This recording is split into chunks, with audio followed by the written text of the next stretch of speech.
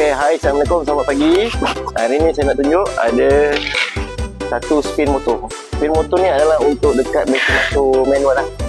Mesin motor manual dia ada dua tahap, satu untuk wash, satu untuk spin. Ini kita ada buat spin motor dia. Kalau nak dapatkan dekat FPT ada jual. Nak beli satu-satu boleh.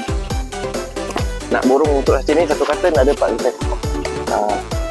Satu kotak ni ada 4 biji spin motor.